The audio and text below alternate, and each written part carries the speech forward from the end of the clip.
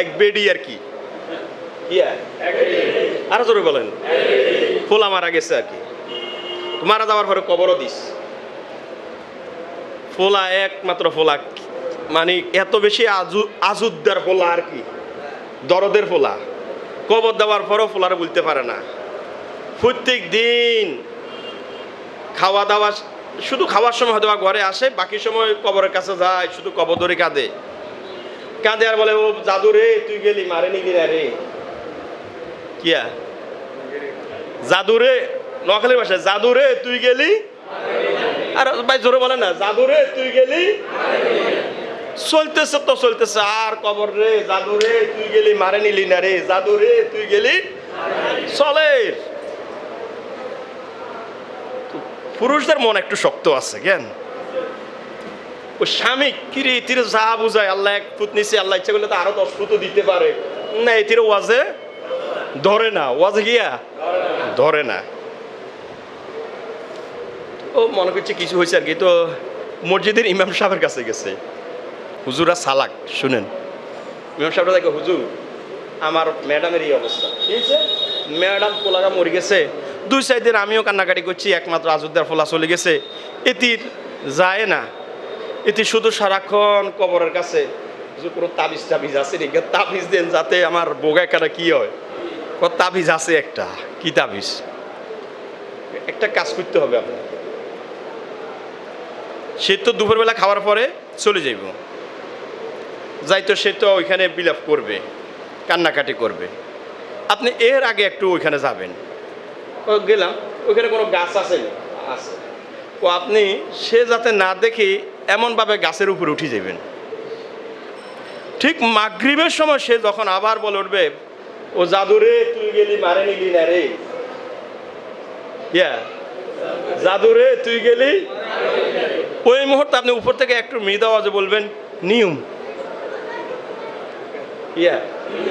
আরো ধরে বলেন না, আরো ধরে বলেন, কি বলবেন, নিয়ম।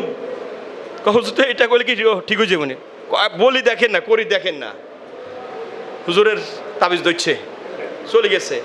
দুপুরবেলা উনি যাওয়ার আগে ইনি গিয়ে গাছের উপর যাই, উনি বিলাপ করতেছে, জাদু রে তুই গেলি মারে নিলি না রে, জাদু রে তুই গেলি। অনেকক্ষণ পরে ঠিক মাগরিবের আগ মুহূর্তে অন্ধকার হয়ে আসছে, এই সময় গাছের উপর থেকে ওই হুজুরের শেখানো কথা যায়, জাদু রে তুই গেলি মারে নিলি না রে। এবার ওই হুজুরের শেখানো শব্দ নিয়ম। আরো সর বলেন, মাথাতে এইভাবে নিয়ম বলা। তো মনে হচ্ছে, তো আবারও জাদু রে তুই গেলি মারে নিলি না রে, আবার নিয়ম, আবারও আবার কত, আচ্ছা কিছু দেন, আবার ও জাদু রে তুই গেলি মারে নিলি না রে, নিয়ম। 2-3 বারের পরে যখন নিয়ম নিয়ম শুরু হয়েছে, সব পালায় এক দৌড়ে বাড়িতে হাজির। বাড়িতে গেছে তো গেছে, যাই নাকে মুখে দিয়ে ফেনা ছাড়ি দিস, এটি দৌড় দিছে। আর ওই জামাই বাবু আর কি, জামাই বাবু পিছন দিয়ে দৌড়ে যায়, কিরে ঘটনা গিয়ে যাই দেখে হাত পা ছাড়ে দিস, মুখে দিয়ে ফেনা ছাড়ে। অনেকক্ষণ পরে মাথায় পানি টানি দিই, কি হয়েছে কি হয়েছে, আর যাওয়া যাবে না ওইখানে, আর কি আর যাওয়া যাবে। কি বুঝলেন আপনারা, আমরা এই যে আবেগ ভালোবাসার কান্না দেখি, আসলে কি এটা আবেগ না বাস্তবতা? জোরে বলেন, এটা বাস্তব নয়, বলেন এটা বাস্তব। নিলি না রে, অনেকদিন নিয়ম নিলি না নিয়ে যখন নিয়ম বলা শুরু হয়েছে, এখন আর পুরুষ হোক নারী হোক, বিশেষ করে নারীরা এই কাজে বেশি জড়িত। আল্লাহর নবী বলেন, কোনো ব্যক্তি যদি কারো মৃত্যুর পরে শোক করে, এভাবে মাতম করে থাকে, বিলাপ করে থাকে, কান্নাকাটে রোদন করে থাকে, আল্লাহর নবী বলেন সে আমার উম্মতের অন্তর্ভুক্ত। বুঝতে কার কোনো অসুবিধা হয়েছে? ইসলামে আল্লাহ নবীর ছেলেরা মারা গেছে না? আল্লাহ নবীর কয় ছেলে ছিল? 3 ছেলে। বলেন না, কয় ছেলে? 3 ছেলে নবীর জীবদ্দশায় দুনিয়া থেকে বিদায় নিয়েছেন। সর্বশেষ ছোট ছেলে ইব্রাহিম যখন বিদায় নিয়েছে, ইন্তেকাল করেছেন, নবীর চোখ থেকে পানি পড়ছে, নবীর চোখ থেকে পানি পড়ছে, কিন্তু কোনো আওয়াজ নাই। সাহাবাকে বলছেন, ইয়া রাসূলুল্লাহ, আপনি তো বলছেন যে মৃত্যুর পরে কান্নাকাটি। আল্লাহ নবী বলেন, পানি আমার কন্ট্রোলে নয়।